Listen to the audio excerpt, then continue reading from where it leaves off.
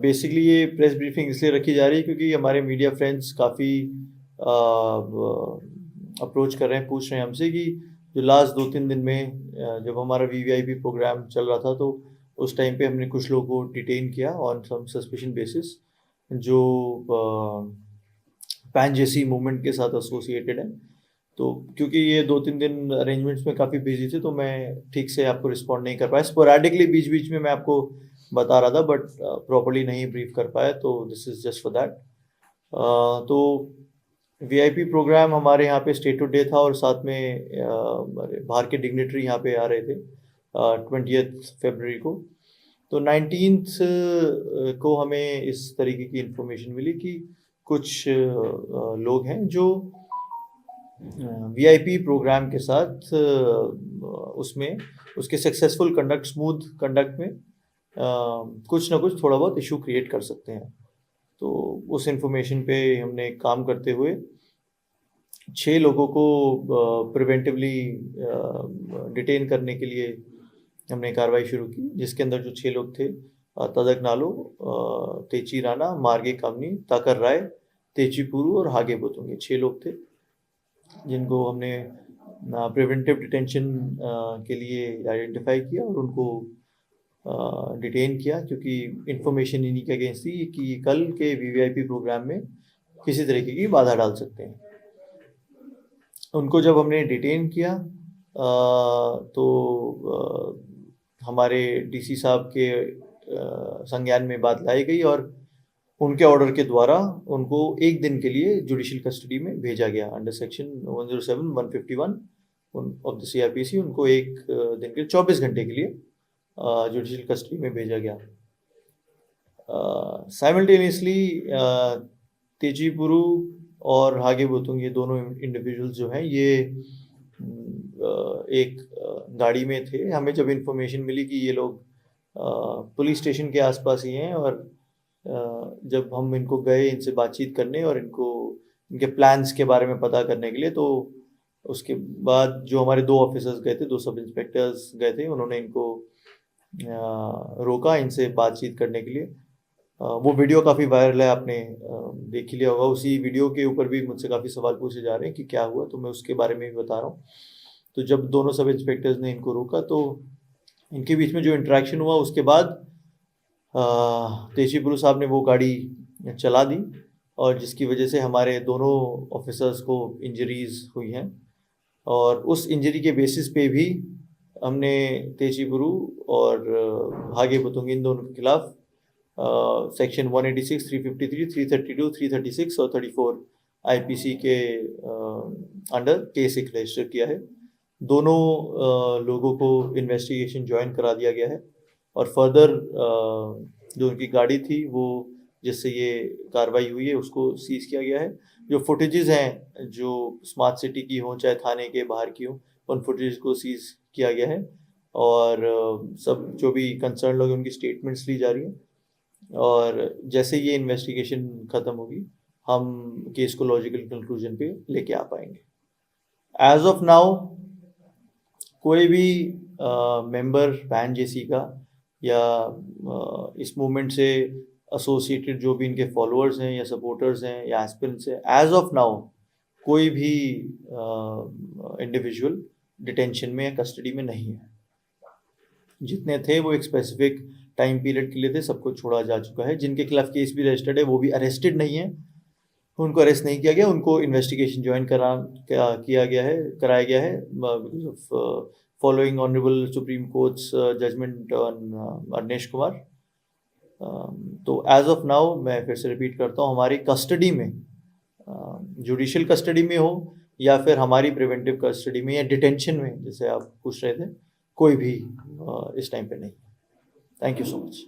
We are open for questions. आपने कहा कि जो 6 लोगों को डिटेंशन में रखा था विद योर कंसर्न इनको जो मिला था, तो अभी 24 घंटे से ज़्यादा आपके साथ में थे, आप लोग कस्टडी में थे, तो कुछ इनपुट्स मिला जो आप लोग कह रहे थे कि इस कारण से डिटेंशन। Absolutely ma'am, absolutely.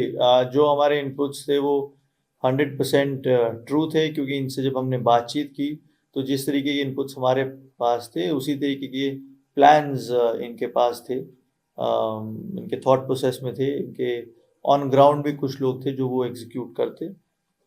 तो जो इनपुट्स थे, जो इन्फॉर्मेशन थी, वो 100% कोलैबोरेट किया उन्होंने इनके प्लान्स के साथ।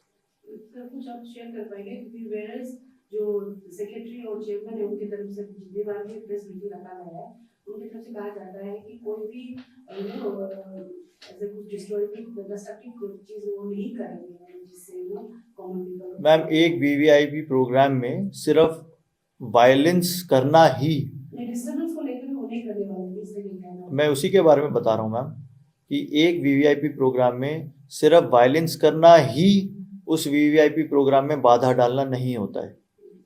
और भी तरीके होते हैं, कारकेड को जैसे रोकने की कार्रवाई करना, या जो वीआईपी का रूट जा रहा है उसके अंदर किसी तरीके की दखलंदाजी करना, और जब प्रोग्राम चल रहा है तो उसके अंदर ज़बरदस्ती कुछ ऐसा एक्ट कर देना जो उस प्रोग्राम की गरिमा को ठोस पहुंचाए। ऐसे कई सारी चीज़ें होती हैं मैम जो एक प्रोग्राम को इफ़ेक्ट कर सकती हैं।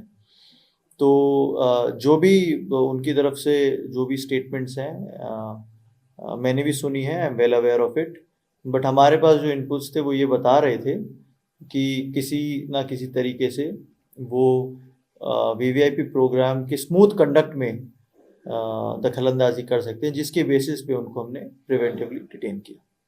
सर आपको कुछ कहा गया है लोगों के क्या रिलीज करके है इन डेज टू कम अभी कई प्रोग्राम्स होने वाले हैं। जी ma'am. As a SP captain आपकी तरफ से कुछ उनको आपने कुछ कहा कि आने वाले समय ऐसा नहीं करना है, क्योंकि आने वाले समय में करने वाले क्योंकि ये करते ही उनकी तरफ से कहा गया है। मैम, हमने उनसे काफ़ी डिटेल में बातचीत की। हमारी हिदायत यही है मैम कि आप लोगों के थ्रू भी हम यही बताना चाह रहे हैं कि सेंसिटिव टाइम्स हैं मैम, आगे भी अभी state is geared up for elections, Lok Sabha assembly दोनों। कुछ भी अगर वो अपना नॉन वायलेंट तरीके से कोई डेमोन्स्ट्रेशन या कोई सिट इन या किसी तरीके का धरना टाइप या कुछ अगर करना चाहें तो मेरी रिक्वेस्ट रहेगी कि आके पहले हमसे प्लीज़ एक बार डिस्कस करें। नॉन वायलेंट मीन से वो अगर कुछ डेमोन्स्ट्रेशन करना चाहें, हम अब तक भी मैम अग्रीड रहे हैं उससे, हमने मना भी नहीं किया। उन्होंने कई बार परमिशंस मांगी हैं अलग अलग तरीके की, और जितना हो सका है हमने उनको अकोमोडेट किया है। समझने की अब उनको भी ज़रूरत है ये कि जितना हमारी अकोमोडेटिव पावर है हम उतना करते हैं, लेकिन अगर कुछ ऐसा होता है जिसमें हम अकोमोडेट नहीं कर सकते तभी हम उनको मना करते हैं कि ये चीज़ें अब नहीं हो पाएंगी या आप प्लीज़ इनको अवॉइड कीजिए। उनके निकलने के बाद हमने डीसी साहब से भी रिक्वेस्ट किया है कि उनको गुड बिहेवियर का एक बॉन्ड साइन कराया जाए। वो भी कार्रवाई चल रही है मैम। जब वो बॉन्ड साइन हो जाएगा और डीसी साहब से उनके पास चले जाएगा तो they will be bound for good behaviour, और हम एक्सपेक्ट करते हैं, और जब सभी स्टेक होल्डर्स एक ही प्लेन पे रहेंगे तो आगे चीज़ें स्मूथ चलेंगी। तो हम एक्सपेक्ट करते हैं कि वो जो वो बॉन्ड साइन कर रहे हैं उसको रिस्पेक्ट करेंगे। जितने 6 लोग थे 6 वो ही आप लोग थे ना? जी मैम। सर एक डेमोक्रेटिक सेटअप में तो डेमोक्रेटिक मूवमेंट करना तो बनता है, ठीक है। तो अगर उन लोगों ने परमिशन लिया होता उसी दिन का तो आप लोग अलाउ करते हैं? एब्सोल्युटली। हम ऐसा नहीं है ना कि ये 19 तारीख को ये कार्रवाई हुई तो एकदम हुई है। उनसे हम लगातार पिछले 19 से पहले 4-5 दिन से टच में हैं। मैं खुद उनसे टच में हूँ, बाकी ऑफिसर्स एडमिनिस्ट्रेशन के भी उनसे टच में हैं। काफ़ी उनसे निगोशिएट किया गया कि अगर आपको डेमोक्रेटिक मूवमेंट करना है तो क्या क्या एरियाज़ हैं जो आपको प्रोवाइड किए जा सकते हैं। जो वीवीआईपी प्रोग्राम जहाँ हो रहा था उसके आसपास तो ये लाजमी है कि वो एरिया नहीं उनको दिया जा सकता। फिर एक और एरिया पे बात हुई, वो जीएचएचएस का जो ग्राउंड है उसको मांग रहे थे, लेकिन वो ऑलरेडी डेजिग्नेट हो चुका था किसी और पर्पस के लिए, तो वो नहीं दिया जा सका। ऐसे कई एरियाज़ पे हमारी बात हुई, लेकिन जो एरियाज़ हम उनको देने के लिए इनिशियली रेडी थे, टिल द लास्ट मोमेंट उस पर डिसीजन नहीं हो पाया उनकी तरफ से भी। और कुछ अगर प्राइवेट ग्राउंड वो अगर मांगने की कोशिश कर रहे थे, जो जैसे कम्युनिटी ओन्ड लैंड है, तो वो देने की पावर हमारे पास, उसकी परमिशन हमारे पास नहीं है। ना ही एडमिनिस्ट्रेशन इतना राइट रखता है कि किसी कम्युनिटी लैंड को किसी प्रोटेस्ट के लिए दिया जा सके। तो उनकी रिस्पॉन्सिबिलिटी है कि अगर वो किसी कम्युनिटी लैंड को लेना चाहें तो जो भी उस लैंड के कमिटी है जिनके पास उनकी ओनरशिप है उनको अप्रोच करें, उनसे अगर परमिशन मिलती है तो हमारे पास आए। ऐसे भी बातें हुई थी, but ultimately these things could not work out. Sir कुछ एक्टिविस्ट लोग ऐसा क्लेम कर रहे हैं कि जो स्टेट गवर्नमेंट है वो अपना जो गवर्नमेंट का जो गवर्नेंस है उसका स्टेबिलिटी को फॉल्स इमेज बना के दिखा रहा है, तो ऐसा क्लेम कर रहे हैं। तो उसी चीज़ को छुपाने के लिए उन लोगों को हंट आउट करके जेल के अंदर डाल रहा है एंड ब्लैक ड्रेसेस को भी आने नहीं दे रहा है। तो ये बात कितना सच है? जो आपने सवाल रेज किया है वो काफ़ी बड़ा सवाल है, मैं शायद उसको तो नहीं जवाब दे पाऊँगा, बट मैं ये इतना बता पाऊँगा कि जो हमने जो कार्रवाई की है इन पर्टिकुलर इंडिविजुअल्स के खिलाफ वो बेस्ड ऑन स्पेसिफिक इनपुट है, और जो कोरॉबरेट हुआ उनसे जब बातचीत हुई हमारी, और हमारा जो काम था वो ये था कि जो हमारा इवेंट है वो सक्सेसफुल निकल जाए, वो पीसफुल निकल जाए, स्मूथ कंडक्ट हो जाए, और जैसे वो इवेंट खत्म हुआ दे वर रिलीज। तो लार्जर जो क्वेश्चन है स्टेबिलिटी है गवर्नमेंट की या नहीं है, I don't think I am the appropriate authority कि उसके बारे में कुछ मैं बता पाऊँ।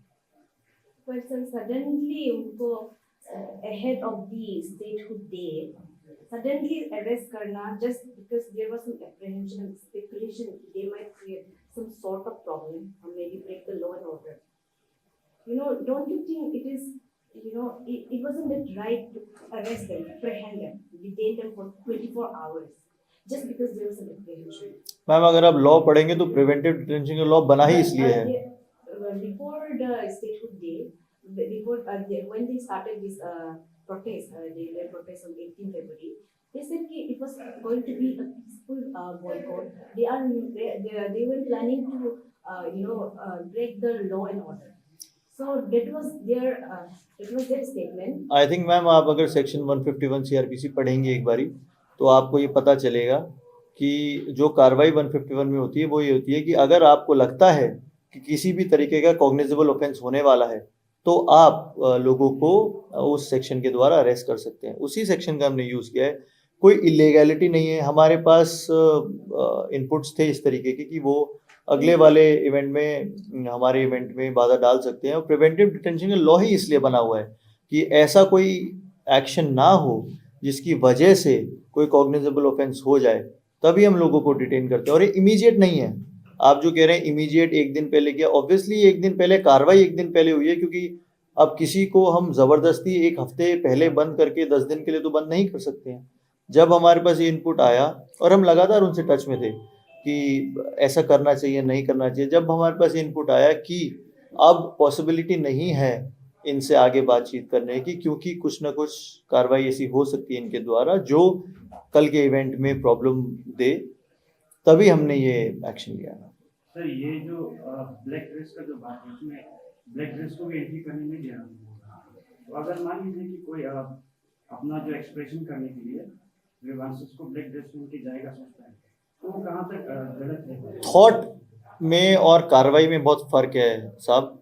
अगर इस थॉट के साथ वो आ रहे हैं कि हम ब्लैक ड्रेसेस पहन के आएंगे और कुछ एक्सप्रेस करेंगे, हमें ज़्यादा प्रॉब्लम नहीं है उसके साथ, बट हमारे पास जो इनपुट था वो ये था कि जो अगर इस तरीके के लोग, और हर एक किसी ब्लैक ड्रेस को हमने वापस भी नहीं किया है, हमारी खुद की एक सोशल प्रोफाइलिंग थी जो हमने की है, और उसमें हमें लगा कि ये लोग आके नॉट ओनली ब्लैक ड्रेस पहने, कोई प्रॉब्लम नहीं है, ब्लैक ड्रेस पहन के आके हमारा जो ओवरऑल सिक्योरिटी अपरेटस है उसके अंदर इंटरेक्ट करके बाधा डालने की कोशिश करेंगे। उनके साथ हमने इंटरेक्ट सिर्फ किया और उनको सिर्फ ये बताया गया कि आप प्रॉबेबली अगर इस इंटेंट के साथ यहाँ पे आ रहे हैं तो आपको आने की ज़रूरत नहीं है, ना आए तो बेटर रहेगा, और अगर आप किसी क्लियर इंटेंट के साथ आ रहे हैं तो हमें प्रूव कर दीजिए और अंदर जाइए। ऐसे बहुत इंस्टेंसेस हुए हैं, 6 इंस्टेंसेस तो मुझे याद हैं जिसमें मुझे भी बुलाया गया कि ये लोग आए हैं और इनका क्या इंटेंट है हमें नहीं पता चल रहा, तो बात कीजिए। उसमें से 6 में से 4 इंस्टेंसेस में हमने लोगों को अंदर आने दिया। 2 इंस्टेंसेस ऐसे थे जिसके अंदर स्पेसिफिकली हमें लगा कि ये प्रॉबेबली टोटल सैंक्टिटी जो प्रोग्राम की उसको मेंटेन नहीं कर पाएंगे इनके द्वारा, तो उसके बाद उनको हमने प्रॉपरली बहुत ही पोलाइटली हमने उनको टर्न बैक किया। तो सर ना उनसे कोई डिटेंशन की कार्रवाई उनके साथ की गई, ना उनको थाने लाया गया, उनको पोलाइटली वहीं से टर्न बैक किया गया। सर स्पेसिफिकली बता सकते हैं कि आप लोग किस प्रॉब्लम का बात कर रहे थे? सेक्यूर वहाँ अंदर में जब प्रोग्राम चल रहा था उसमें किस टाइप का प्रॉब्लम आने का चांसेस था? आप लोग स्पेकुलेट करके रखा था। जो हमें पता चला वो ये था कि जो ओवरऑल प्रोग्राम चल रहा है, उस प्रोग्राम के अंदर जो जो इवेंट्स हो रहे हैं उन इवेंट्स में दखल अंदाजी करने की कोशिश की जाएगी। Even bye wearing black clothes. Not only by wearing black clothes but by people who will come with a certain agenda.